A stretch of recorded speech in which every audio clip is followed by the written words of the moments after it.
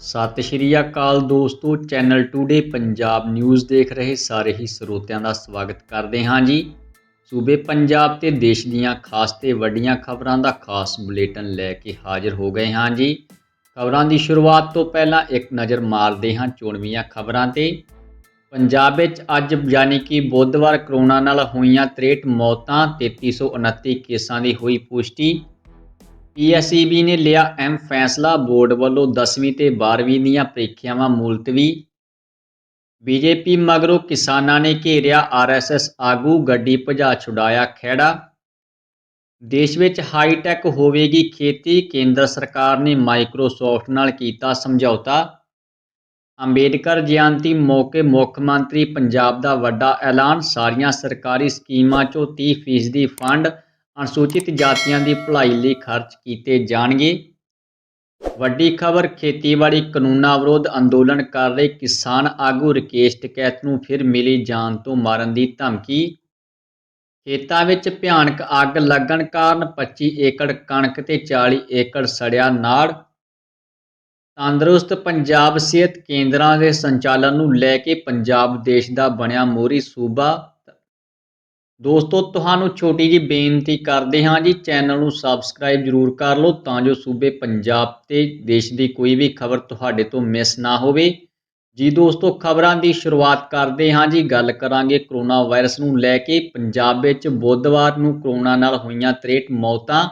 Corona ਦੀ ਰਫ਼ਤਾਰ ਦਿਨੋਂ ਦਿਨ ਤੇਜ਼ ਹੁੰਦੀ ਜਾ ਰਹੀ ਹੈ ਤੇ ਇਸ ਦੇ ਕਹਿਰ ਤੋਂ ਕੋਈ ਵੀ ਸੂਬਾ ਨਹੀਂ ਬਚ ਸਕਿਆ। ਪੰਜਾਬ ਵਿੱਚ ਕਰੋਨਾ ਦੇ ਕੇਸ ਬਹੁਤ ਤੇਜ਼ੀ ਨਾਲ ਸਾਹਮਣੇ ਆ ਰਹੇ ਹਨ ਤੇ ਇਸ ਦੇ ਨਾਲ ਹੀ ਮੌਤ ਦਰ ਵਿੱਚ ਵੀ ਕਾਫੀ ਵਾਧਾ ਦੇਖਿਆ ਜਾ ਰਿਹਾ ਹੈ, ਜੋ ਕਿ ਇੱਕ ਚਿੰਤਾ ਦਾ ਵਿਸ਼ਾ ਹੈ।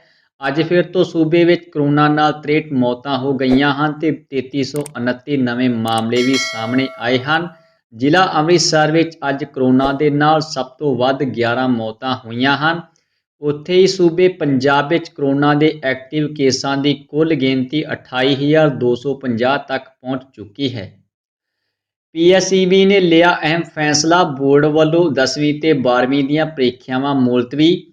ਕਰੋਨਾ ਦੇ ਵਧਦੇ ਮਾਮਲਿਆਂ ਵਿੱਚ ਹੋਏ ਵਾਧੇ ਨੂੰ ਦੇਖਦੇ ਹੋਏ PSEB ਵੱਲੋਂ 10ਵੀਂ ਤੇ 12ਵੀਂ ਦੀਆਂ ਪ੍ਰੀਖਿਆਵਾਂ ਮੁਲਤਵੀ ਕਰ ਦਿੱਤੀਆਂ ਗਈਆਂ ਹਨ। ਦੱਸ ਦੇਈਏ ਕਿ ਇਸ ਤੋਂ ਪਹਿਲਾਂ ਪੰਜਾਬ ਦੇ ਮੁੱਖ ਮੰਤਰੀ ਕੈਪਟਨ ਅਮਰਿੰਦਰ ਸਿੰਘ ਨੇ 10ਵੀਂ ਤੇ 12ਵੀਂ ਜਮਾਤ ਦੀਆਂ ਪ੍ਰੀਖਿਆਵਾਂ ਮੁਲਤਵੀ ਕਰਨ ਦੀ ਮੰਗ ਕੀਤੀ ਸੀ ਤੇ ਇਸ ਦੇ ਲਈ ਉਹਨਾਂ ਨੇ ਕੇਂਦਰੀ ਸਿੱਖਿਆ ਮੰਤਰੀ ਰਮੇਸ਼ ਪੋਖਰਿਆਲ ਨਿਸ਼ੰਕ ਨੂੰ ਇੱਕ ਪੱਤਰ ਵੀ ਲਿਖਿਆ। PSEB ਬੋਰਡ ਨੇ ਇਹ ਫੈਸਲਾ ਕੇਂਦਰੀ ਸੈਕੰਡਰੀ ਸਿੱਖਿਆ ਬੋਰਡ ਯਾਨੀ ਕਿ CBSE ਦੇ ਭਾਰਤ ਸਰਕਾਰ ਵੱਲੋਂ ਰੱਖੀ ਗਈ ਮੀਟਿੰਗ ਤੋਂ ਇਮਤਿਹਾਨਾਂ ਨੂੰ ਰੱਦ ਕਰਨ ਦੇ ਫੈਸਲੇ ਤੋਂ ਬਾਅਦ ਲਿਆ ਗਿਆ ਹੈ। BJP ਮਗਰੋਂ ਕਿਸਾਨਾਂ ਨੇ ਘੇਰਿਆ RSS ਦਾ ਆਗੂ। BJP ਮੰਤਰੀਆਂ ਤੋਂ ਬਾਅਦ ਕਿਸਾਨਾਂ ਨੇ ਹੁਣ RSS ਆਗੂ ਘੇਰਨੇ ਸ਼ੁਰੂ ਕਰ ਦਿੱਤੇ ਹਨ। ਅੱਜ ਜਦੋਂ ਇੱਕ RSS ਦਾ ਆਗੂ ਲੋਕਾਂ ਨੂੰ ਗੁਪਤ ਮੀਟਿੰਗ ਕਰਕੇ ਖੇਤੀ ਕਾਨੂੰਨਾਂ ਦੇ ਫਾਇਦੇ ਸਮਝਾ ਰਿਹਾ ਸੀ ਤਾਂ ਕਿਸਾਨਾਂ ਨੇ ਉਸ ਨੂੰ ਘੇਰ ਲਿਆ। ਇਸ ਦੌਰਾਨ ਆਗੂ ਨੇ ਗੱਡੀ ਭਜਾ ਕਿਸਾਨਾਂ ਤੋਂ ਮਸਾਂ ਖਹਿੜਾ ਛੁਡਾਇਆ। ਇਹ ਘਟਨਾ ਫਿਰੋਜ਼ਪੁਰ ਦੇ ਕਸਬਾ ਮੱਲਾਂਵਾਲਾ ਦੀ ਹੈ। ਜਾਣਕਾਰੀ ਦੇ ਮੁਤਾਬਕ RSS ਆਗੂ ਰਾਮ ਗੋਪਾਲ ਵੱਲੋਂ ਖੇਤੀ ਕਾਨੂੰਨਾਂ ਸੰਬੰਧੀ ਫਾਇਦੇ ਸਮਝਾਉਣ ਦੇ ਲਈ ਇੱਕ ਗੁਪਤ ਮੀਟਿੰਗ ਕੀਤੀ ਜਾ ਰਹੀ ਸੀ, ਜਿਸ ਦੀ ਸੂਹ ਕਿਸਾਨ ਜਥੇਬੰਦੀਆਂ ਨੂੰ ਲੱਗੀ ਤਾਂ ਕਿਸਾਨ ਮਜ਼ਦੂਰ ਸੰਘਰਸ਼ ਕਮੇਟੀ, ਨਸ਼ਾ ਮੁਕਤ ਕਮੇਟੀ ਮੱਲਾਂਵਾਲਾ ਤੇ ਸਤਿਕਾਰ ਕਮੇਟੀ ਦੇ ਆਗੂਆਂ ਵੱਲੋਂ ਨਾਅਰੇਬਾਜ਼ੀ ਕਰ ਆਗੂ ਦਾ ਵਿਰੋਧ ਕੀਤਾ ਗਿਆ। 40,000 ਲੀਟਰ ਕੈਮੀਕਲ ਸਪਿਰਟ ਸਮੇਤ 6 ਸਮਗਲਰ ਕਾਬੂ। ਨਸ਼ਿਆਂ ਤੇ ਸਮਗਲਰਾਂ ਖਿਲਾਫ ਵਿੱਢੀ ਮੁਹਿੰਮ ਤਹਿਤ ਜ਼ਿਲ੍ਹਾ ਹੁਸ਼ਿਆਰਪੁਰ ਪੁਲਿਸ ਨੇ 6 ਸਮਗਲਰਾਂ ਨੂੰ ਸਪਿਰਟ ਨਾਲ ਭਰੇ 2 ਟੈਂਕਰਾਂ, 3 ਕਾਰਾਂ ਸਮੇਤ ਕਾਬੂ ਕਰਕੇ 40,000 ਲੀਟਰ ਕੈਮੀਕਲ ਸਪਿਰਟ ਬਰਾਮਦ ਕੀਤਾ ਹੈ। ਉਹਨਾਂ ਦੱਸਿਆ ਕਿ ਫੜਿਆ ਗਿਆ ਗੈਂਗ ਇਸ ਸਪਿਰਟ ਤੋਂ ਜਾਲੀ ਨਸ਼ੀਲੀ ਤੇ ਹੋਰ ਜ਼ਹਿਰੀਲੀ ਸ਼ਰਾਬ ਬਣਾਉਂਦੇ ਸਨ, ਜੋ ਕਿ ਮਨੁੱਖੀ ਸਿਹਤ ਦੇ ਲਈ ਬਹੁਤ ਹੀ ਖਤਰਨਾਕ ਹੈ। ਦੇਸ਼ ਵਿੱਚ ਹੁਣ ਹੋਵੇਗੀ ਹਾਈਟੈਕ ਖੇਤੀ। ਖੇਤੀਬਾੜੀ ਸੈਕਟਰ ਵਿੱਚ ਤਕਨਾਲੋਜੀ ਨੂੰ ਉਤਸ਼ਾਹਿਤ ਕਰਕੇ ਖੇਤੀ ਲਾਗਤ ਨੂੰ ਘਟਾਉਣ ਤੇ ਕਿਸਾਨਾਂ ਨੂੰ ਫਸਲਾਂ ਦੀ ਬਿਹਤਰ ਕੀਮਤ ਪ੍ਰਦਾਨ ਕਰਨ ਦੇ ਲਈ ਭਾਰਤ ਸਰਕਾਰ ਤਕਨਾਲੋਜੀ ਕੰਪਨੀ ਮਾਈਕਰੋਸਾਫਟ ਦੀ ਨਿਰੰਤਰ ਮਦਦ ਲੈ ਰਹੀ ਹੈ। ਹੁਣ ਦੇਸ਼ ਵਿੱਚ ਖੇਤੀਬਾੜੀ ਨੂੰ ਹਾਈਟੈਕ ਕੀਤਾ ਜਾ ਰਿਹਾ ਹੈ। ਕੇਂਦਰ ਸਰਕਾਰ ਦਾ ਦਾਅਵਾ ਹੈ ਕਿ ਇਸ ਨਾਲ ਕਿਸਾਨਾਂ ਦੀ ਆਮਦਨ ਵਿੱਚ ਵਾਧਾ ਹੋਵੇਗਾ। ਇਸ ਸਬੰਧ ਵਿੱਚ ਖੇਤੀਬਾੜੀ ਮੰਤਰਾਲੇ ਨੇ ਮਾਈਕਰੋਸਾਫਟ ਇੰਡੀਆ ਨਾਲ ਸਮਝੌਤਾ ਕੀਤਾ ਹੈ। ਇਸ ਸਮਝੌਤੇ ਦੇ ਅਨੁਸਾਰ ਦੇਸ਼ ਦੇ 6 ਰਾਜਾਂ ਉੱਤਰ ਪ੍ਰਦੇਸ਼, ਮੱਧ ਪ੍ਰਦੇਸ਼, ਗੁਜਰਾਤ, ਹਰਿਆਣਾ, ਰਾਜਸਥਾਨ ਤੇ ਆਂਧਰਾ ਪ੍ਰਦੇਸ਼ ਦੇ 10 ਜ਼ਿਲ੍ਹਿਆਂ ਵਿੱਚ ਚੁਣੇ ਗਏ 100 ਪਿੰਡਾਂ ਵਿੱਚ ਇੱਕ ਪਾਇਲਟ ਪ੍ਰੋਜੈਕਟ ਮਾਈਕਰੋਸਾਫਟ ਇੰਡੀਆ ਸਣੇ ਸਮਾਰਟ ਤੇ ਸੁਚਾਰੂ ਖੇਤੀਬਾੜੀ ਲਈ ਕਿਸਾਨੀ ਇੰਟਰਫੇਸ ਵਿਕਸਿਤ ਕਰਨ ਲਈ ਪ੍ਰਬੰਧਨ ਕਰ ਰਹੀ ਹੈ। ਕੇਂਦਰੀ ਮੰਤਰੀ ਨਰਿੰਦਰ ਸਿੰਘ ਤੋਮਰ ਦੀ ਹਾਜ਼ਰੀ ਵਿੱਚ ਖੇਤੀਬਾੜੀ ਤੇ ਮਾਈਕਰੋਸਾਫਟ ਇੰਡੀਆ ਨੇ ਮੰਗਲਵਾਰ ਨੂੰ ਇੱਕ ਸਮਝੌਤੇ ਤੇ ਹਸਤਾਖਰ ਕੀਤੇ ਹਨ। ਅੰਬੇਡਕਰ ਜਯੰਤੀ ਮੌਕੇ ਮੁੱਖ ਮੰਤਰੀ ਪੰਜਾਬ ਦਾ ਵੱਡਾ ਐਲਾਨ। ਪੰਜਾਬ ਸਰਕਾਰ ਵੱਲੋਂ ਆਪਣੀਆਂ ਸਾਰੀਆਂ ਯੋਜਨਾਵਾਂ ਵਿੱਚ ਘੱਟੋ ਘੱਟ 30% ਫੰਡ ਸੂਬੇ ਦੀ ਅਨੁਸੂਚਿਤ ਜਾਤੀ ਵਸੋਂ ਦੀ ਭਲਾਈ ਲਈ ਖਰਚ ਕੀਤੇ ਜਾਣਗੇ। ਇਹ ਐਲਾਨ ਮੁੱਖ ਮੰਤਰੀ ਕੈਪਟਨ ਅਮਰਿੰਦਰ ਸਿੰਘ ਨੇ ਡਾਕਟਰ BR ਅੰਬੇਦਕਰ ਨੂੰ ਸ਼ਰਧਾਂਜਲੀ ਭੇਟ ਕਰਦੇ ਹੋਏ ਦਲਿਤ ਭਾਈਚਾਰੇ ਦੇ ਵਿਕਾਸ ਲਈ ਚੁੱਕੇ ਜਾਣ ਵਾਲੇ ਕਈ ਕਦਮਾਂ ਦੇ ਨਾਲ ਕੀਤਾ। ਉਨ੍ਹਾਂ ਕਿਹਾ ਕਿ ਡਾਕਟਰ ਅੰਬੇਦਕਰ ਨੂੰ ਪਹਿਲੇ ਭਾਰਤੀ ਵਜੋਂ ਯਾਦ ਕੀਤਾ ਜਾਣਾ ਚਾਹੀਦਾ ਹੈ ਜਿਨ੍ਹਾਂ ਨੇ ਦਲਿਤ ਸਮਾਜ ਦੇ ਲਈ ਬਹੁਤ ਕੁਝ ਪ੍ਰਾਪਤ ਕੀਤਾ। ਸੂਬਾ ਪੱਧਰੀ ਵਰਚੁਅਲ ਸਮਾਗਮ ਦੌਰਾਨ ਭਾਰਤੀ ਸੰਵਿਧਾਨ ਦੇ ਨਿਰਮਾਤਾ ਡਾਕਟਰ BR ਅੰਬੇਦਕਰ ਨੂੰ ਉਹਨਾਂ ਦੇ 130ਵੇਂ ਜਨਮ ਦਿਵਸ ਮੌਕੇ ਸ਼ਰਧਾ ਦੇ ਫੁੱਲ ਭੇਟ ਕਰਦੇ ਹੋਏ ਮੁੱਖ ਮੰਤਰੀ ਨੇ ਸਾਰੇ ਵਿਭਾਗਾਂ ਵਿੱਚ ਐਸੀ ਅਸਾਮੀਆਂ ਦਾ ਬੈਕਲੌਗ ਪਹਿਲ ਦੇ ਆਧਾਰ ਤੇ ਭਰਨ ਦਾ ਐਲਾਨ ਵੀ ਕੀਤਾ। ਇਸ ਦੇ ਨਾਲ ਹੀ ਮੁੱਖ ਮੰਤਰੀ ਨੇ ਗਾਇਕਵਾੜ ਵੱਲੋਂ ਸਥਾਪਿਤ ਸਕੀਮ ਤਹਿਤ ਬਾਬਾ ਸਾਹਿਬ ਨੂੰ ਦਿੱਤੀ ਗਈ ਬੜੌਦਾ ਸਟੇਟ ਸਕਾਲਰਸ਼ਿਪ ਸਕੀਮ ਦੀ ਤਰਜ਼ ਤੇ SC ਵਿਦਿਆਰਥੀਆਂ ਦੇ ਲਈ post matric Overseas scholarship scheme ਦੀਆਂ ਸੰਭਾਵਨਾਵਾਂ ਤਲਾਸ਼ਣ ਦਾ ਵਾਅਦਾ ਵੀ ਕੀਤਾ। ਮੁੱਖ ਮੰਤਰੀ ਨੇ ਵਿੱਤੀ ਸਾਲ 2022 ਲਈ ਪੇਂਡੂ ਲਿੰਕ ਸੜਕਾਂ ਲਈ 500 ਕਰੋੜ ਰੁਪਏ ਦੀ ਲਾਗਤ ਵਾਲੇ ਵਿਸ਼ੇਸ਼ ਪ੍ਰੋਜੈਕਟ ਦਾ ਵੀ ਐਲਾਨ ਕੀਤਾ। ਇਸ ਪ੍ਰੋਜੈਕਟ ਹੇਠ ਅਨੁਸੂਚਿਤ ਜਾਤੀਆਂ ਤੇ ਹੋਰ ਗਰੀਬ ਤਬਕਿਆਂ ਦੀ ਆਬਾਦੀ ਜਿੱਥੇ ਇਸ ਵੇਲੇ ਸੰਪਰਕ ਸੜਕ ਨਹੀਂ ਹੈ ਲਈ ਨਵੇਂ ਲਿੰਕ ਰੋਡ ਬਣਾਏ ਜਾਣਗੇ। ਇਸ ਪ੍ਰੋਜੈਕਟ ਰਾਹੀਂ ਸ਼ਮਸ਼ਾਨ ਘਾਟ ਤੇ ਪੂਜਾ ਸਥਾਨ ਵੀ ਜੋੜੇ ਜਾਣਗੇ। ਮੁੱਖ ਮੰਤਰੀ ਨੇ ਕਿਹਾ ਕਿ 50% ਤੋਂ ਵੱਧ ਆਬਾਦੀ ਵਾਲੇ ਪਿੰਡਾਂ ਦੇ ਆਧੁਨਿਕੀਕਰਨ ਲਈ ਸਾਲ 2021-22 ਵਿੱਚ 100 ਕਰੋੜ ਦੀ ਵਿਸ਼ੇਸ਼ ਰਾਸ਼ੀ ਪ੍ਰਸਤਾਵਿਤ ਕੀਤੀ ਗਈ ਹੈ।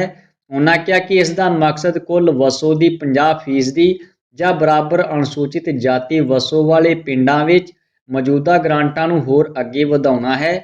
ਉਨ੍ਹਾਂ ਕਿਹਾ ਕਿ ਸਰਕਾਰੀ ਸਕੂਲਾਂ ਵਿੱਚ 12ਵੀਂ ਜਮਾਤ ਦੇ ਸਾਰੇ SC ਵਿਦਿਆਰਥੀਆਂ ਨੂੰ ਸਮਾਰਟਫੋਨ ਦਿੱਤੇ ਜਾਣਗੇ ਜਦਕਿ ਡੇਅਰੀ ਫਾਰਮਿੰਗ ਲਈ ਪ੍ਰੇਰਿਤ ਕਰਨ ਵਾਸਤੇ 9 ਟ੍ਰੇਨਿੰਗ ਤੇ ਐਕਸਟੈਂਸ਼ਨ ਸੈਂਟਰਾਂ ਵਿਖੇ ਪਿੰਡ ਪੱਧਰੀ 150 ਜਾਗਰੂਕਤਾ ਕੈਂਪ ਵੀ ਲਾਏ ਜਾਣਗੇ ਤੇ ਅਨੁਸੂਚਿਤ ਜਾਤੀ ਲਾਭਪਾਤਰੀਆਂ ਤੇ ਵਿਸ਼ੇਸ਼ ਜ਼ੋਰ ਦਿੱਤਾ ਜਾਵੇਗਾ।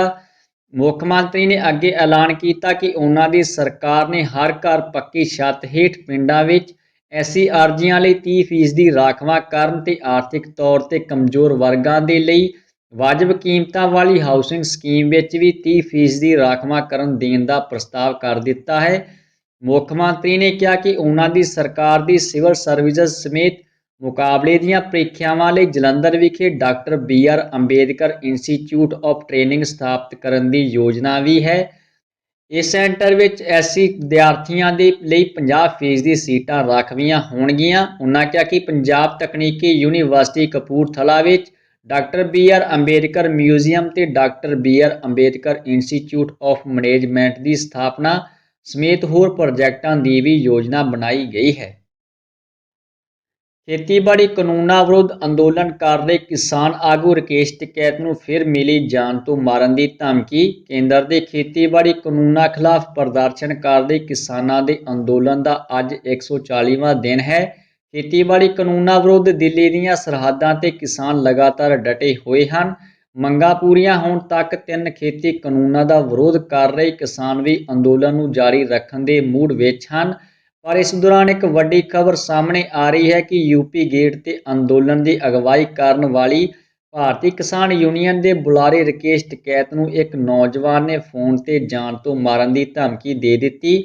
ਉਹ WhatsApp ਤੇ ਵੀ ਅਪਮਾਨਜਨਕ ਭਾਸ਼ਾ ਦੀ ਵਰਤੋਂ ਕਰ ਮੈਸੇਜ ਭੇਜ ਰਿਹਾ ਹੈ। BKU ਦੇ ਇੱਕ ਮੈਂਬਰ ਦੁਆਰਾ ਥਾਣੇ ਵਿੱਚ ਸ਼ਿਕਾਇਤ ਦਰਜ ਕਰਵਾ ਦਿੱਤੀ ਗਈ ਹੈ। ਪੁਲਿਸ ਨੇ ਰਿਪੋਰਟ ਦਰਜ ਕਰ ਮਾਮਲੇ ਦੀ ਜਾਂਚ ਸ਼ੁਰੂ ਕਰ ਦਿੱਤੀ।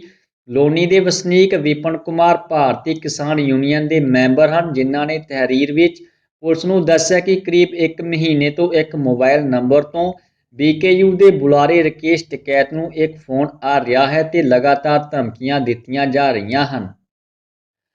ਹੁਣ ਇੱਕ ਹੋਰ ਸਰਕਾਰੀ ਬੈਂਕ ਵੇਚਣ ਲੱਗੀ ਹੈ ਮੋਦੀ ਸਰਕਾਰ। ਕੇਂਦਰ ਸਰਕਾਰ ਲੰਬੇ ਸਮੇਂ ਤੋਂ IDBI ਬੈਂਕ ਵਿੱਚ ਹਿੱਸੇਦਾਰੀ ਵੇਚਣ ਦੀ ਕੋਸ਼ਿਸ਼ ਕਰ ਰਹੀ ਹੈ, ਪਰ ਕਰੋਨਾ ਸੰਕਟ ਦੇ ਕਾਰਨ ਦੇਰੀ ਹੋ ਰਹੀ ਹੈ। ਇਸ ਸਾਲ ਦੇ ਬਜਟ ਵਿੱਚ ਵਿੱਤ ਮੰਤਰੀ ਨਿਰਮਲਾ ਸੀਤਾਰਮਨ ਨੇ ਇਸ ਬੈਂਕ ਦਾ ਜ਼ਿਕਰ ਵੀ ਕੀਤਾ ਸੀ। ਬਜਟ ਵਿੱਚ ਨਿਰਮਲਾ ਸੀਤਾਰਮਨ ਨੇ ਵਿੱਤੀ ਸਾਲ 2021-22 ਵਿੱਚ IDBI ਬੈਂਕ ਵਿੱਚ ਹਿੱਸੇਦਾਰੀ ਵੇਚਣ ਦਾ ਪ੍ਰਸਤਾਵ ਦਿੱਤਾ ਸੀ, ਜਿਸ ਤੋਂ ਬਾਅਦ 10 ਮਾਰਚ ਨੂੰ ਰਿਜ਼ਰਵ ਬੈਂਕ ਨੇ IDBI ਨੂੰ ਪ੍ਰੋਪਟ ਕਰੈਕਟਿਵ ਐਕਸ਼ਨ ਫਰੇਮਵਰਕ ਤੋਂ ਬਾਹਰ ਕਰ ਦਿੱਤਾ ਸੀ। ਹੁਣ ਖਬਰ ਇਹ ਹੈ ਕਿ ਸਰਕਾਰ ਇਸ ਬੈਂਕ ਵਿੱਚ ਆਪਣੀ ਹਿੱਸੇਦਾਰੀ ਵੇਚਣ ਤੇ ਵਿਚਾਰ ਕਰ ਰਹੀ ਹੈ।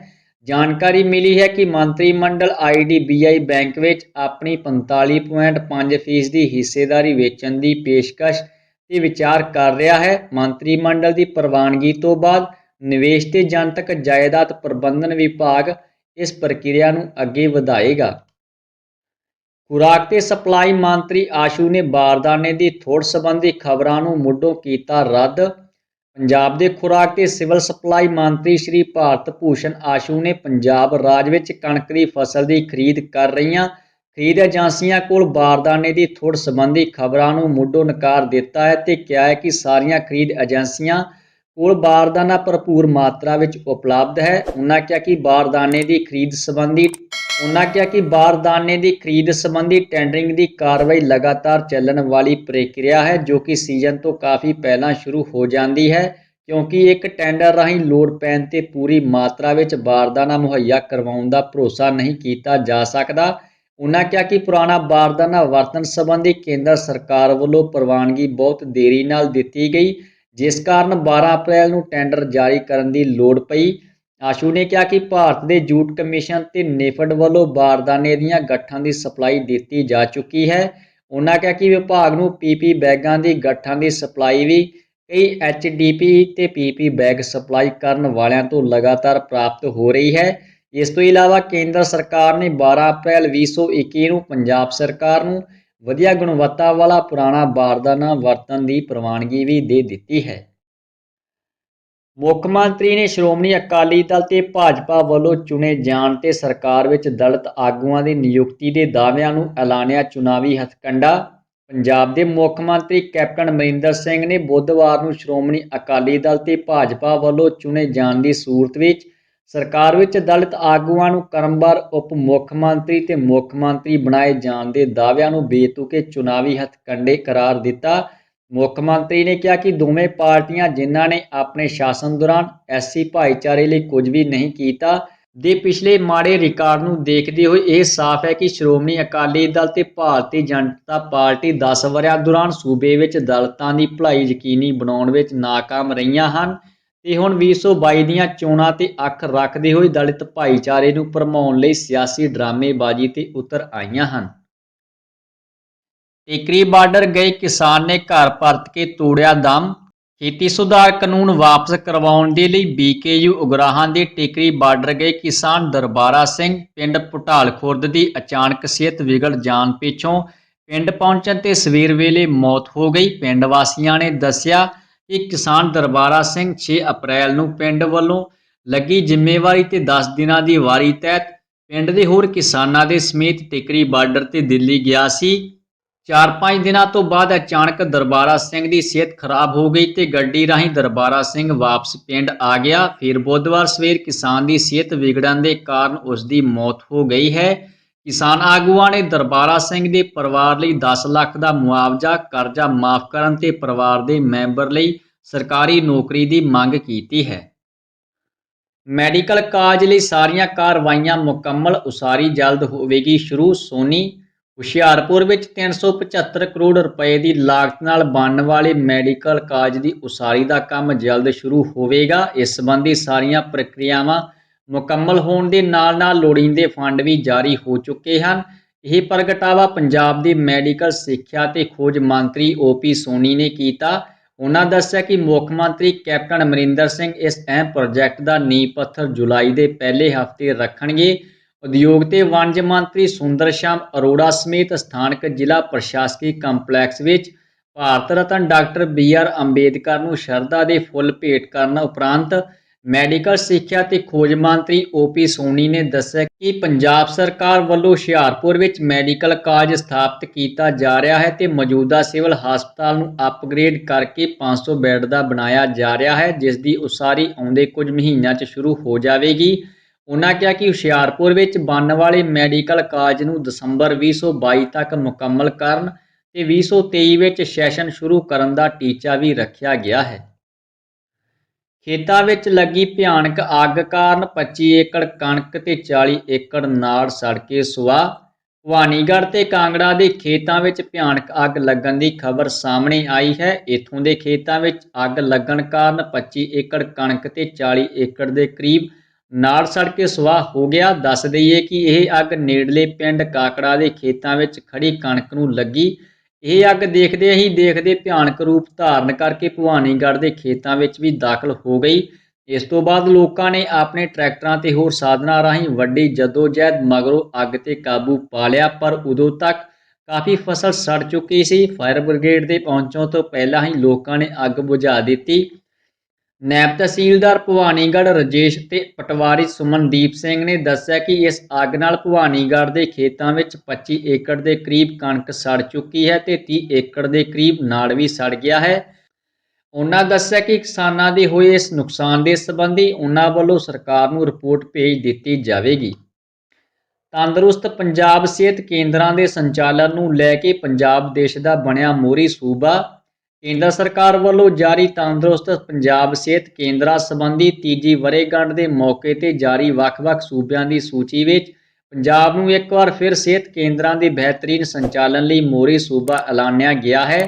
ਇਸ ਗੱਲ ਦਾ ਪ੍ਰਗਟਾਵਾ ਸਿਹਤ ਤੇ ਪਰਿਵਾਰ ਭਲਾਈ ਮੰਤਰੀ ਪੰਜਾਬ ਬਲਵੀਰ ਸਿੰਘ ਨੇ ਕੀਤਾ। ਸਿਹਤ ਮੰਤਰੀ ਨੇ ਕਿਹਾ ਕਿ ਕੇਂਦਰ ਸਰਕਾਰ ਵੱਲੋਂ ਸਾਲ 2020-21 ਵਿੱਚ ਦਿੱਤੇ 1435 ਤੰਦਰੁਸਤ ਪੰਜਾਬ ਸਿਹਤ ਕੇਂਦਰਾਂ ਨੂੰ ਸ਼ੁਰੂ ਕਰਨ ਦੇ ਟੀਚੇ ਤੋਂ ਕਈ ਗੁਣਾ ਵੱਧ 180% ਟੀਚਾ ਪ੍ਰਾਪਤ ਕੀਤਾ ਗਿਆ, ਜਿਸ ਤਹਿਤ ਪੂਰੇ ਪੰਜਾਬ ਵਿੱਚ 2820 ਕੇਂਦਰਾਂ ਵਿਖੇ ਸਿਹਤ ਸੇਵਾਵਾਂ ਮੁਕੰਮਲ ਤੌਰ ਤੇ ਸ਼ੁਰੂ ਕਰ ਦਿੱਤੀਆਂ ਗਈਆਂ ਹਨ। ਉਨ੍ਹਾਂ ਕਿਹਾ ਕਿ ਕੋਵਿਡ-19 ਮਹਾਮਾਰੀ ਕਰਕੇ ਲਗਾਏ ਗਏ ਲੋਕਡਾਊਨ ਤੇ ਪਾਬੰਦੀਆਂ ਦੇ ਬਾਵਜੂਦ ਵੀ ਪੂਰੇ ਸੂਬੇ ਵਿੱਚ ਪਿਛਲੇ ਸਾਲ 65,02,000 ਲੋਕਾਂ ਨੇ ਇਨ੍ਹਾਂ ਕੇਂਦਰਾਂ ਵਿੱਚ ਸਿਹਤ ਸੇਵਾਵਾਂ ਪ੍ਰਾਪਤ ਕੀਤੀਆਂ ਹਨ।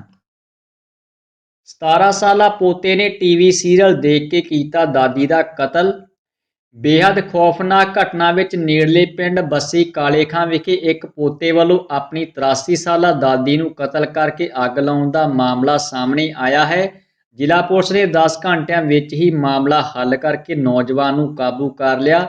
ਪੁੱਛਗਿੱਛ ਦੌਰਾਨ ਇਹ ਸਾਹਮਣੇ ਆਇਆ ਕਿ ਨੌਜਵਾਨ ਯੁਵਰਾਜ ਸਿੰਘ ਨੇ ਇਸ ਵਾਰਦਾਤ ਨੂੰ ਟੀਵੀ ਸੀਰੀਅਲ ਦੇਖ ਕੇ ਅੰਜਾਮ ਦਿੱਤਾ। ਐਸਐਸਪੀ ਨਵਜੋਤ ਸਿੰਘ ਨੇ ਇਸ ਸੰਬੰਧੀ ਜਾਣਕਾਰੀ ਦਿੰਦਿਆਂ ਦੱਸਿਆ ਕਿ ਹਰਜੀਤ ਸਿੰਘ ਵਾਸੀ ਪਿੰਡ ਬੱਸੀ ਕਾਲੇਖਾਂ ਥਾਣਾ ਹਰਿਆਣਾ ਵੱਲੋਂ ਬਿਆਨ ਦਿੱਤਾ ਗਿਆ ਸੀ ਕਿ ਉਸ ਦੀ ਮਾਤਾ ਜੋਗਿੰਦਰ ਕੌਰ ਕਰੀਬ 3.5 ਮਹੀਨੇ ਤੋਂ ਸੱਜੀ ਲੱਤ ਦੀ ਹੱਡੀ ਟੁੱਟਣ ਕਾਰਨ ਬੈੱਡ ਤੇ ਹੀ ਸਨ। ਨਵਜੋਤ ਸਿੰਘ ਮਾਹਲ ਨੇ ਦੱਸਿਆ ਕਿ ਟੀਮ ਵੱਲੋਂ ਪੁੱਛਗਿੱਛ ਦੌਰਾਨ ਯੁਵਰਾਜ ਨੇ ਦੱਸਿਆ ਕਿ ਉਹ ਆਪਣੀ ਦਾਦੀ ਕੋਲੋਂ ਬਹੁਤ ਦੁਖੀ ਸੀ ਤੇ ਉਸ ਦੇ ਕਤਲ ਬਾਰੇ ਸੋਚਦਾ ਰਹਿੰਦਾ ਸੀ। ਉਸਨੇ ਹੀ 12 ਅਪ੍ਰੈਲ ਨੂੰ ਦਾਦੀ ਦੇ ਸਿਰ ਵਿੱਚ ਲੋਹੇ ਦੀ ਰਾਡ ਮਾਰ ਕੇ ਸੱਟਾਂ ਮਾਰਨ ਤੋਂ ਬਾਅਦ ਕਤਲ ਕਰਕੇ ਉਸ ਤੋਂ ਬਾਅਦ ਤੇਲ ਪਾ ਕੇ ਲਾਸ਼ ਨੂੰ ਸਾੜ ਦਿੱਤਾ ਸੀ। ਭਾਰਤ ਪਾਕਿਸਤਾਨ ਸਰਹੱਦ ਨੇੜਿਓਂ BSF ਨੇ 32 ਕਰੋੜ ਦੀ ਹੈਰੋਇਨ ਕੀਤੀ ਬਰਾਮਦ। ਸਰਹੱਦ ਪਾਰੋਂ ਭਾਰਤ ਨੂੰ ਖੇਪ ਭੇਜੇ ਜਾਣ ਦਾ ਸਿਲਸਿਲਾ ਜਾਰੀ ਹੈ। BSF ਦੇ ਜਵਾਨਾਂ ਨੇ ਭਾਰਤ ਪਾਕਿਸਤਾਨ ਸਰਹੱਦ ਤੋਂ ਕਰੋੜਾਂ ਦੀ ਹੈਰੋਇਨ ਬਰਾਮਦ ਕੀਤੀ। ਇੱਕ ਸ਼ਰਾਬ ਦੀ ਬੋਤਲ, ਇੱਕ ਮੋਬਾਈਲ ਫੋਨ ਤੇ 2 SIM ਕਾਰਡ ਵੀ ਮਿਲੇ ਹਨ। BSF ਪੰਜਾਬ ਫਰੰਟੀਅਰ ਦੇ ਲੋਕ ਸੰਪਰਕ ਅਫਸਰ DIG ਨੇ ਦੱਸਿਆ ਕਿ ਹੈਰੋਇਨ ਦੀ ਇਸ ਖੇਪ ਨੂੰ BSF ਦੀਆਂ 52 ਬਟਾਲੀਅਨ ਨੇ ਕਾਬੂ ਕੀਤਾ। 8 ਪੈਕਟ ਹੈਰੋਇਨ ਮਿਲੀ, ਜਿਸ ਵਿੱਚ 6 ਕਿਲੋ 520 ਗ੍ਰਾਮ ਹੈਰੋਇਨ ਵੀ ਸ਼ਾਮਲ ਹੈ। ਅੰਤਰਰਾਸ਼ਟਰੀ ਬਾਜ਼ਾਰ ਵਿੱਚ ਇਸ ਹੈਰੋਇਨ ਦੀ ਕੀਮਤ 32 ਕਰੋੜ 51 ਲੱਖ ਰੁਪਏ ਦੱਸੀ ਜਾ ਰਹੀ ਹੈ। ਕੈਪਟਨ ਸਰਕਾਰ ਵੀ ਠੰਡੇ ਬਸਤੇ ਪਾਉਣਾ ਚਾਹੁੰਦੀ ਹੈ। ਬਰਗਾੜੀ ਕਾਂਡ ਦੀ ਜਾਂਚ, ਭਗਵੰਤ ਮਾਨ। ਆਮ ਆਦਮੀ ਪਾਰਟੀ ਦੇ ਸੂਬਾ ਪ੍ਰਧਾਨ ਭਗਵੰਤ ਮਾਨ ਨੇ ਕਿਹਾ ਕਿ ਅਕਾਲੀ ਦਲ ਵਾਂਗ ਕੈਪਟਨ ਸਰਕਾਰ ਵੀ ਬਰਗਾੜੀ ਕਾਂਡ ਦੀ ਜਾਂਚ ਠੰਡੇ ਬਸਤੇ ਵਿੱਚ ਪਾਉਣਾ ਚਾਹੁੰਦੀ ਹੈ। ਮਾਨ ਨੇ ਕਿਹਾ ਕਿ ਅਕਾਲੀ ਸਰਕਾਰ ਨੇ ਬਰਗਾੜੀ ਕਾਂਡ ਸੰਬੰਧੀ ਜੋਰਾ ਸਿੰਘ ਦੀ ਰਿਪੋਰਟ ਨੂੰ ਕੂੜੇਦਾਨ ਵਿੱਚ ਸੁੱਟ ਰੱਖਿਆ, ਜਿਸ ਤੋਂ ਬਾਅਦ ਮੁੱਖ ਮੰਤਰੀ ਕੈਪਟਨ ਅਮਰਿੰਦਰ ਸਿੰਘ ਨੇ ਗੁਟਕਾ ਸਾਹਿਬ ਦੀ ਸਹੁੰ ਚੁੱਕੀ ਸੀ ਕਿ ਇੱਕ ਹਫ਼ਤੇ ਦੇ ਅੰਦਰ ਅੰਦਰ ਬਰਗਾੜੀ ਕਾਂਡ ਦੇ ਦੋਸ਼ੀਆਂ ਨੂੰ ਜੇਲ੍ਹਾਂ ਅੰਦਰ ਸੁੱਟ ਦਿਆਂਗਾ। ਉਹਨਾਂ ਨੇ ਜਸਟਿਸ ਰਣਜੀਤ ਸਿੰਘ ਦੀ ਅਗਵਾਈ ਹੇਠ ਕਮਿਸ਼ਨ ਬਿਠਾਇਆ ਤੇ ਜਸਟਿਸ ਰਣਜੀਤ ਸਿੰਘ ਦੀ ਰਿਪੋਰਟ ਵਿਧਾਨ ਸਭਾ ਵਿੱਚ ਪੇਸ਼ ਵੀ ਕੀਤੀ ਗਈ। ਆਈਜੀ ਕੁੰਵਰ ਵਿਜੇ ਪ੍ਰਤਾਪ ਸਿੰਘ ਦੀ ਅਗਵਾਈ ਹੇਠ SIT ਦਾ ਗਠਨ ਹੋਇਆ, ਜਿਨ੍ਹਾਂ ਨੇ ਮਿਹਨਤ ਕਰਕੇ ਜੋਖਮ ਨਾਲ ਸਾਰੇ ਕਾਗਜ਼ੀ ਸਬੂਤ ਇਕੱਠੇ ਕੀਤੇ। ਇੱਥੋਂ ਤੱਕ ਕਿ ਮਾਮਲੇ 'ਚ ਸ਼ਾਮਲ ਪੁਲਿਸ ਵਾਲਿਆਂ ਦੀ ਵੀ ਸ਼ਨਾਖਤ ਕੀਤੀ, 9 ਚਲਾਨ ਵੀ ਪੇਸ਼ ਕੀਤੇ ਤੇ ਅਚਾਨਕ 3 ਸਾਲ ਦੀ ਉਹਨਾਂ ਦੀ ਕੀਤੀ ਕਰਾਈ ਖੂਹ ਖਾਤੇ ਵਿੱਚ ਪਾ ਦਿੱਤੀ। ਭਗਵੰਤ ਮਾਨ ਨੇ ਦੋਸ਼ ਲਗਾਇਆ ਕਿ ਕੈਪਟਨ ਤੇ ਬਾਦਲਾਂ ਦਾ ਆਪਸੀ ਗੱਠਜੋੜ ਹੈ, ਜਿਸ ਦਾ ਹੁਣ ਇਸ ਤੋਂ ਹੋਰ ਕੋਈ ਵੱਡਾ ਸਬੂਤ ਦੇਣ ਦੀ ਲੋੜ ਨਹੀਂ। ਅਚਾਨਕ ਹੀ ਹਾਈ ਕੋਰਟ ਵੱਲੋਂ SI ਟੀਮ ਦੀ ਰਿਪੋਰਟ ਨੂੰ ਖਾਰਜ ਕਰਨਾ ਇਸ ਦਾ ਬਹੁਤ ਵੱਡਾ ਸਬੂਤ ਹੈ। ਬੋਰਡ ਪ੍ਰੀਖਿਆਵਾਂ ਸੰਬੰਧੀ ਕੈਪਟਨ ਅਮਰਿੰਦਰ ਸਿੰਘ ਨੇ ਕੇਂਦਰੀ ਸਿੱਖਿਆ ਮੰਤਰੀ ਨੂੰ ਲਿਖਿਆ ਪੱਤਰ। ਪੰਜਾਬ ਦੇ ਮੁੱਖ ਮੰਤਰੀ ਕੈਪਟਨ ਅਮਰਿੰਦਰ ਸਿੰਘ ਨੇ ਕੋਵਿਡ ਦੇ ਵਧ ਰਹੇ ਕੇਸਾਂ ਦਾ ਹਵਾਲਾ ਦਿੰਦੇ ਹੋਏ 10ਵੀਂ ਤੇ 12ਵੀਂ ਜਮਾਤ ਦੀਆਂ ਬੋਰਡ ਪ੍ਰੀਖਿਆਵਾਂ ਮੁਲਤਵੀ ਕਰਨ ਦੀ ਮੰਗ ਕੀਤੀ ਹੈ, ਤਾਂ ਕਿ ਵਿਦਿਆਰਥੀਆਂ ਤੇ ਉਹਨਾਂ ਦੇ ਮਾਪਿਆਂ ਵਿੱਚ ਅਨਿਸ਼ਚਿਤਤਾ ਨੂੰ ਦੂਰ ਕੀਤਾ ਜਾ ਸਕੇ। ਮੁੱਖ ਮੰਤਰੀ ਨੇ ਕੇਂਦਰੀ ਸਿੱਖਿਆ ਮੰਤਰੀ ਰਮੇਸ਼ ਪੋਖਰਿਆਲ ਨਿਸ਼ਾਂਕ ਨੂੰ ਲਿਖੇ ਪੱਤਰ ਵਿੱਚ ਮੌਜੂਦਾ ਸਥਿਤੀ ਤੇ ਦਬਾਅ ਦਾ ਜ਼ਿਕਰ ਕਰਦਿਆਂ ਕਿਹਾ ਕਿ ਇਹੀ ਮੁਨਾਸਬ ਹੋਵੇਗਾ ਕਿ 10ਵੀਂ ਤੇ 12ਵੀਂ ਦੀਆਂ ਜਮਾਤ ਦੀਆਂ ਬੋਰਡ ਪ੍ਰੀਖਿਆਵਾਂ ਮੁਲਤਵੀ ਕਰਨ ਦਾ ਫੈਸਲਾ ਤੁਰੰਤ ਲਿਆ ਜਾਵੇ। ਉਹਨਾਂ ਨੇ ਕਿਹਾ ਕਿ ਇਸ ਨਾਲ ਕੇਂਦਰ ਸਰਕਾਰ ਤੇ ਸੂਬਿਆਂ ਨੂੰ ਇੱਕ ਵਾਰ ਸਥਿਤੀ ਸੁਖਾਵੀਂ ਹੋ ਜਾਣ ਤੇ ਪ੍ਰੀਖਿਆਵਾਂ ਬਿਹਤਰ ਢੰਗ ਨਾਲ ਕਰਵਾਉਣ ਦੀ ਯੋਜਨਾ ਬਣਾਉਣ ਦੀ ਵੀ ਇਜਾਜ਼ਤ ਮਿਲੇਗੀ। ਉਹਨਾਂ ਕਿਹਾ ਕਿ ਵੱਖ-ਵੱਖ ਸੂਬੇ ਇਸ ਵੇਲੇ ਦੂਜੀ ਲਹਿਰ ਦੇ ਵੱਖ-ਵੱਖ ਪੜਾਵਾਂ ਤੇ ਹਨ ਤੇ ਕੁਝ ਸੂਬਿਆਂ ਵਿੱਚ ਪਹਿਲਾਂ ਹੀ ਪੀਕ ਆਉਣ ਦੀ ਸੰਭਾਵਨਾ ਹੈ, ਜਦਕਿ ਇਸ ਦੇ ਮੁਕਾਬਲੇ ਕਈ ਸੂਬਿਆਂ ਵਿੱਚ ਵਾਧੇ ਬਾਅਦ ਵੀ ਸ਼ੁਰੂ ਹੋਇਆ ਹੈ। ਉਹਨਾਂ ਪ੍ਰੀਖਿਆਵਾਂ ਤੁਰੰਤ ਮੁਲਤਵੀ ਕਰਨ ਦੀ ਅਪੀਲ ਕੀਤੀ ਹੈ। ਪੰਜਾਬ ਪੁਲਿਸ ਦੀ ਮੁਹਿੰਮ ਲਿਆਈ ਰੰਗ, ਭਗੌੜਿਆਂ ਨੂੰ ਸਤਾਉਣ ਲੱਗਾ ਜਾਇਦਾਦ ਜ਼ਬਤ ਹੋਣ ਦਾ ਡਰ। ਪੰਜਾਬ ਪੁਲਿਸ ਵੱਲੋਂ ਭਗੌੜਿਆਂ ਦੀ ਜਾਇਦਾਦ ਜ਼ਬਤ ਕਰਵਾਉਣ ਦੀ ਮੁਹਿੰਮ ਰੰਗ ਲਿਆਉਣ ਲੱਗੀ ਹੈ। ਜਾਇਦਾਦ ਜ਼ਬਤ ਹੋਣ ਦੇ ਡਰੋਂ ਭਗੌੜਿਆਂ ਨੇ ਪੁਲਿਸ ਅੱਗੇ ਆਤਮ ਸਮਰਪਣ ਕਰਨਾ ਵੀ ਸ਼ੁਰੂ ਕਰ ਦਿੱਤਾ ਹੈ। ਪਟਿਆਲਾ ਵਿਖੇ ਦਰਜ ਹੋਏ ਇੱਕ ਮਾਮਲੇ ਵਿੱਚ ਭਗੌੜੇ ਹੋਏ ਵਿਅਕਤੀ ਨੇ ਇਟਲੀ ਤੋਂ ਵਾਪਸ ਆ ਕੇ ਆਤਮ ਸਮਰਪਣ ਕਰ ਦਿੱਤਾ। DSP ਜਸਵਿੰਦਰ ਸਿੰਘ ਨੇ ਦੱਸਿਆ ਕਿ ਥਾਣਾ ਸ਼ੰਭੂ ਵਿਖੇ ਜਸਮੇਰ ਸਿੰਘ ਵਾਸੀ ਪਿੰਡ ਸ਼ੰਭੂ ਕਲਾ ਖਿਲਾਫ ਦਸੰਬਰ 2015 ਵਿੱਚ ਮਾਮਲਾ ਦਰਜ ਹੋਇਆ ਸੀ। ਇਸ ਸੰਬੰਧੀ ਰਾਜਪੁਰਾ ਦੀ ਅਦਾਲਤ ਨੇ ਜਸਮੇਰ ਸਿੰਘ ਨੂੰ ਜਨਵਰੀ 2020 ਵਿੱਚ ਭਗੌੜਾ ਵੀ ਕਰਾਰ ਦੇ ਦਿੱਤਾ ਸੀ। ਮੁਲਜ਼ਮ ਪਰਚਾ ਦਰਜ ਹੋਣ ਤੋਂ ਬਾਅਦ ਇਟਲੀ ਚਲਾ ਗਿਆ ਸੀ, ਜਿਸ ਤੋਂ ਬਾਅਦ ਉਸ ਦੀ ਚੱਲ ਤੇ ਅਚਲ ਜਾਇਦਾਦ ਬਾਰੇ ਥਾਣਾ ਸ਼ੰਭੂ ਵੱਲੋਂ ਜ਼ਾਬਤੇ ਅਨੁਸਾਰ ਪਤਾ ਲਾਇਆ ਗਿਆ। ਮੁਲਜ਼ਮ ਦਾ ਇੱਕ ਪਲਾਂਟ ਪਿੰਡ ਵਿੱਚ ਹੈ, ਜਿਸ ਦੀ ਕੀਮਤ ਕਰੀਬ 13 ਲੱਖ ਰੁਪਏ ਬਣਦੀ ਸੀ। ਉਸ ਨੂੰ ਜ਼ਬਤ ਕਰਵਾਉਣ ਸੰਬੰਧੀ ਕਾਨੂੰਨੀ ਕਾਰਵਾਈ ਆਰੰਭ ਕੀਤੀ ਗਈ। ਇਸੇ ਦੇ ਦੌਰਾਨ ਦੋਸ਼ੀ ਨੇ ਆਤਮ ਸਮਰਪਣ ਕਰ ਦਿੱਤਾ ਹੈ। ਚੰਡੀਗੜ੍ਹ ਭਾਜਪਾ ਪ੍ਰਧਾਨ ਅਰੁਣ ਸੂਦ ਦੇ ਪਰਿਵਾਰ ਦੇ 7 ਮੈਂਬਰ ਆਏ corona positive. Chandigarh Bharatiya Janata party ਦੇ ਸੂਬਾ ਪ੍ਰਧਾਨ ਅਰੁਣ ਸੂਦ ਦੇ ਪਰਿਵਾਰ ਦੇ ਲੋਕ ਕਰੋਨਾ ਸੰਕਰਮਣ ਦੀ ਲਪੇਟ ਵਿੱਚ ਆ ਚੁੱਕੇ ਹਨ। ਪਰਿਵਾਰ ਦੇ 7 ਮੈਂਬਰਾਂ ਦੀ ਰਿਪੋਰਟ ਵਿੱਚ ਕਰੋਨਾ ਵਾਇਰਸ ਦੀ ਪੁਸ਼ਟੀ ਹੋ ਚੁੱਕੀ ਹੈ। ਕਰੋਨਾ ਪੋਜ਼ਿਟਿਵ ਹੋਣ ਦੇ ਕਾਰਨ ਉਹਨਾਂ ਦੀ ਮਾਤਾ ਤੇ ਪਤਨੀ ਨੂੰ PGI ਭਰਤੀ ਕਰਵਾਇਆ ਗਿਆ, ਜਦਕਿ ਅਰੁਣ ਸੂਦ ਤੇ ਉਹਨਾਂ ਦੇ ਭਰਾ ਦੀ ਰਿਪੋਰਟ ਨੈਗੇਟਿਵ ਆਈ ਹੈ। ਸੂਦ ਨੇ ਦੱਸਿਆ ਕਿ ਉਹਨਾਂ ਦੇ ਦੋਵੇਂ ਬੱਚੇ ਤੇ ਪਿਤਾ ਨੂੰ ਵੀ ਕਰੋਨਾ ਪੋਜ਼ਿਟਿਵ ਆਇਆ ਹੈ। ਦੱਸ ਦਈਏ ਕਿ ਉਹਨਾਂ ਨੇ ਤੇ ਉਹਨਾਂ ਦੀ ਪਤਨੀ ਸਣੇ ਮਾਤਾ ਪਿਤਾ ਨੇ ਕਰੋਨਾ ਤੋਂ ਬਚਾਅ ਲਈ ਵੈਕਸੀਨ ਵੀ ਲਗਵਾ ਲਈ ਸੀ। ਭਾਜਪਾ ਪ੍ਰਧਾਨ ਅਰੁਣ ਸੂਦ ਦੀ ਪਤਨੀ ਅੰਬਿਕਾ ਸੂਦ ਇਸ ਤੋਂ ਪਹਿਲਾਂ ਵੀ ਕਰੋਨਾ ਪੋਜ਼ਿਟਿਵ ਹੋ ਚੁੱਕੀ ਹੈ। ਸੂਦ ਦੀ ਪਤਨੀ ਅੰਬਿਕਾ ਸੂਦ ਹਰਿਆਣਾ ਸਰਕਾਰ ਵਿੱਚ ਐਡੀਸ਼ਨਲ ਐਡਵੋਕੇਟ ਜਨਰਲ ਦੇ ਅਹੁਦੇ ਤੇ ਤਾਇਨਾਤ ਹੈ। DSGMC ਦੀਆਂ ਚੋਣਾਂ ਟਾਲਣ ਦੀ ਮੰਗ ਵਾਲੀ ਪਟੀਸ਼ਨ ਖਾਰਜ। ਦਿੱਲੀ ਸਿੱਖ ਗੁਰਦੁਆਰਾ ਪ੍ਰਬੰਧਕ ਕਮੇਟੀ ਦੀਆਂ ਚੋਣਾਂ ਟਾਲਣ ਦੀ ਮੰਗ ਬਾਰੇ ਦਾਇਰ ਪਟੀਸ਼ਨ ਦਿੱਲੀ ਹਾਈ ਕੋਰਟ ਨੇ ਖਾਰਜ ਕਰ ਦਿੱਤੀ ਹੈ। ਜਸਟਿਸ ਰਾਜੀਵ ਤੇ ਜਸਟਿਸ ਅਮਿਤ ਬਾਂਸਲ ਦੀ ਬੈਂਚ ਨੇ ਕਿਹਾ ਕਿ ਕਰੋਨਾ ਸੰਕਟ ਵਿਚਾਲੇ ਇੱਕ ਵਾਰ ਚੋਣਾਂ ਕਰਵਾਉਣ ਦਾ ਫੈਸਲਾ ਹੋ ਚੁੱਕਾ ਹੈ। ਅਜਿਹੇ ਵਿੱਚ ਨੀਤੀਗਤ ਮਾਮਲੇ ਵਿੱਚ ਅਦਾਲਤ ਦਖਲ ਅੰਦਾਜ਼ੀ ਨਹੀਂ ਕਰ ਸਕਦੀ। ਜੀ ਦੋਸਤੋ, ਤੁਹਾਨੂੰ ਦੱਸ ਦਈਏ DSGMC ਦੀਆਂ ਚੋਣਾਂ 25 ਅਪ੍ਰੈਲ ਨੂੰ ਹੋਣੀਆਂ ਨਿਰਧਾਰਤ ਹੋਈਆਂ ਹਨ। ਦੋਸਤੋ, ਅੱਗੇ ਕੁਝ ਖਬਰਾਂ ਦੇਸ਼ ਤੋਂ ਦੇਖਦੇ ਹਾਂ ਜੀ। ਰਾਜਸਥਾਨ ਸਰਕਾਰ ਦਾ ਵੱਡਾ ਫੈਸਲਾ, ਸ਼ਾਮ 6 ਵਜੇ ਤੋਂ ਸਵੇਰ 6 ਵਜੇ ਤੱਕ ਰਹੇਗਾ ਨਾਈਟ ਕਰਫਿਊ। ਰਾਜਸਥਾਨ ਸਰਕਾਰ ਨੇ COVID-19 ਦੇ ਵੱਧ ਰਹੇ ਮਾਮਲਿਆਂ ਦੇ ਮੱਦੇਨਜ਼ਰ 16 ਤੋਂ 30 ਅਪ੍ਰੈਲ ਤੱਕ ਸ਼ਾਮ 6 ਵਜੇ ਤੋਂ ਸਵੇਰ 6 ਵਜੇ ਤੱਕ ਸਾਰੇ ਸ਼ਹਿਰਾਂ ਵਿੱਚ ਰਾਤ ਦੇ ਕਰਫਿਊ ਦਾ ਐਲਾਨ ਕਰ ਦਿੱਤਾ ਹੈ। ਗਹਿਲੋਤ ਸਰਕਾਰ ਨੇ ਨਿਰਦੇਸ਼ ਜਾਰੀ ਕੀਤੇ ਹਨ ਕਿ ਹੁਣ ਰਾਜ ਵਿੱਚ ਦੁਕਾਨਾਂ ਤੇ ਬਾਜ਼ਾਰ ਸ਼ਾਮ 5 ਵਜੇ ਬੰਦ ਹੋ ਜਾਣਗੇ। ਸ਼ਾਮ 6 ਵਜੇ ਤੋਂ ਸਵੇਰ 6 ਵਜੇ ਤੱਕ ਨਾਈਟ ਕਰਫਿਊ ਜਾਰੀ ਰਹੇਗਾ। ਉੱਥੇ ਹੀ ਸਰਕਾਰੀ ਆਫਿਸ ਵਿੱਚ ਵੀ 2 ਘੰਟੇ ਪਹਿਲਾਂ ਯਾਨੀ ਕਿ 4 ਵਜੇ ਬੰਦ ਹੋ ਜਾਣਗੇ। ਵਿਆਹਾਂ 'ਚ ਉਮੜ ਰਹੀ ਭਾਰੀ ਭੀੜ ਨੂੰ ਦੇਖਦੇ ਹੋਏ ਇਹ ਵੀ ਫੈਸਲਾ ਲਿਆ ਗਿਆ ਹੈ ਕਿ ਵਿਆਹ ਵਿੱਚ 50 ਤੋਂ ਜ਼ਿਆਦਾ ਲੋਕ ਸ਼ਾਮਲ ਨਹੀਂ ਹੋ ਸਕਣਗੇ। ਸਰਕਾਰੀ ਦਫ਼ਤਰ ਵਿੱਚ 50% ਮੁਲਾਜ਼ਮ ਹੀ ਕੰਮ ਕਰਨਗੇ ਤੇ 50% ਕੰਮ ਘਰ ਤੋਂ ਹੀ ਕਰਨਗੇ। ਸਰਕਾਰ ਨੇ ਸੂਬੇ 'ਚ ਕੋਵਿਡ-19 ਨੂੰ ਦੇਖਦੇ ਹੋਏ 16 ਅਪ੍ਰੈਲ ਤੋਂ 30 ਅਪ੍ਰੈਲ ਤੱਕ 2 ਘੰਟੇ ਦਾ ਕਰਫਿਊ ਵਧਾਉਣ ਲਈ ਹੀ ਮਹੱਤਵਪੂਰਨ ਗਾਈਡਲਾਈਨ ਜਾਰੀ ਕੀਤੀ ਹੈ। ਇਸ ਚਿਕਿਤਸਾ ਸੇਵਾਵਾਂ ਨਾਲ ਸੰਬੰਧਿਤ ਦਫ਼ਤਰ, ਬੱਸ ਸਟੈਂਡ, ਰੇਲਵੇ ਸਟੇਸ਼ਨ ਤੇ ਏਅਰਪੋਰਟ ਤੋਂ ਆਉਣ ਜਾਣ ਵਾਲੇ ਯਾਤਰੀਆਂ ਦੇ ਲਈ ਛੂਟ ਰਹੇਗੀ। ਇਸ ਸੂਬੇ ਦੇ ਸਰਕਾਰੀ ਹਸਪਤਾਲ ਤੋਂ ਕੋਵੈਕਸੀਨ ਦੀਆਂ 320 ਡੋਜ਼ ਹੋਈਆਂ ਚੋਰੀ। ਜੈਪੁਰ ਦੇ ਕਾਵਟੀਆ ਦੇ ਇੱਕ ਸਰਕਾਰੀ ਹਸਪਤਾਲ ਵਿੱਚ ਟੀਕੇ ਦੀ ਸੁਰੱਖਿਆ ਵਿੱਚ ਲਾਪਰਵਾਹੀ ਦਾ ਮਾਮਲਾ ਸਾਹਮਣੇ ਆਇਆ ਹੈ, ਜਿੱਥੇ ਕੋਲਡ ਸਟੋਰੇਜ ਤੋਂ ਟੀਕੇ ਕੇਂਦਰ ਵੱਲ ਲਿਜਾਂਦੇ ਵੇਲੇ ਵੈਕਸੀਨ ਦੀਆਂ 32 ਸ਼ੀਸ਼ੀਆਂ ਚੋਰੀ ਹੋ ਗਈਆਂ। ਕੋਵੈਕਸੀਨ ਦੀ ਇੱਕ ਸ਼ੀਸ਼ੀ ਵਿੱਚ 10 ਖੁਰਾਕਾਂ ਹੁੰਦੀਆਂ ਹਨ। ਮੁੱਖ ਮੈਡੀਕਲ ਅਫਸਰ ਨਰੋਤਮ ਸ਼ਰਮਾ ਦੇ ਨਿਰਦੇਸ਼ਾਂ ਤੇ ਜੈਪੁਰ ਦੇ ਕਾਵਟੀਆ ਹਸਪਤਾਲ ਦੇ ਸੁਪਰਡੈਂਟ ਨੇ ਹੁਣ ਥਾਣੇ ਵਿੱਚ ਇਸ ਸੰਬੰਧੀ ਕੇਸ ਦਰਜ ਕਰਵਾ ਦਿੱਤਾ ਹੈ। ਮਾਲਦੀਵ ਦੇ ਵਿਦੇਸ਼ ਮੰਤਰੀ ਅਬਦੁੱਲਾ ਸ਼ਾਹਿਦ 15 ਅਪ੍ਰੈਲ ਤੋਂ 2 ਦਿਨਾਂ ਆਉਣਗੇ ਭਾਰਤ ਦੌਰੇ ਤੇ। ਮਾਲਦੀਵ ਦੇ ਵਿਦੇਸ਼ ਮੰਤਰੀ ਅਬਦੁੱਲਾ ਸ਼ਾਹਿਦ 15 ਅਪ੍ਰੈਲ ਤੋਂ ਭਾਰਤ ਦੀ 2 ਦਿਨਾਂ ਯਾਤਰਾ ਤੇ ਦੋਵੇਂ ਦੇਸ਼ਾਂ ਦਰਮਿਆਨ ਦੁਵੱਲੇ ਖੇਤਰੀ ਤੇ ਅੰਤਰਰਾਸ਼ਟਰੀ ਮੁੱਦਿਆਂ ਤੇ ਵਿਚਾਰ ਵਟਾਂਦਰੇ ਲਈ ਆਉਣਗੇ। ਵਿਦੇਸ਼ ਮੰਤਰਾਲੇ ਦੇ ਅਨੁਸਾਰ ਸ਼ਾਹਿਦ ਸੂਰਜ ਲਈ ਵਿੱਤ ਤੇ ਮਹਾਮਾਰੀ ਦੇ ਬਾਅਦ ਵਿਸ਼ਵ ਵਿਆਪੀ ਜਨਤਕ ਸਿਹਤ ਦੇ ਸੈਸ਼ਨਾਂ ਵਿੱਚ ਵਰਚੁਅਲ ਢੰਗ ਵਿੱਚ ਆਨਲਾਈਨ ਸੰਵਾਦ ਵਿੱਚ ਹਿੱਸਾ ਲੈਣਗੇ। ਨਵੀਂ ਦਿੱਲੀ ਦੀ ਆਪਣੀ ਯਾਤਰਾ ਦੇ ਦੌਰਾਨ ਉਹ 16 ਅਪ੍ਰੈਲ ਨੂੰ ਵਿਦੇਸ਼ ਮੰਤਰੀ ਡਾਕਟਰ ਐਸ ਜੈ ਸ਼ੰਕਰ ਨੂੰ ਮਿਲਣਗੇ। ਉਹ ਦੋਵੇਂ ਆਪਸੀ ਹਿੱਤ ਦੇ ਦੁਵੱਲੇ ਖੇਤਰੀ ਤੇ ਅੰਤਰਰਾਸ਼ਟਰੀ ਮੁੱਦਿਆਂ ਤੇ ਵਿਚਾਰ ਵਟਾਂਦਰਾ ਕਰਨਗੇ। ਦੇਸ਼ ਵਿੱਚ ਵੈਕਸੀਨ ਦੀ ਕੋਈ ਨਹੀਂ ਕਮੀ, ਰੈਮੀਡੈਸਿਵਰ ਦਾ ਪ੍ਰੋਡਕਸ਼ਨ ਵਧਾਉਣ ਦੇ ਦਿੱਤੇ ਨਿਰਦੇਸ਼। ਡਾਕਟਰ ਹਰਸ਼ਵਰਧਨ।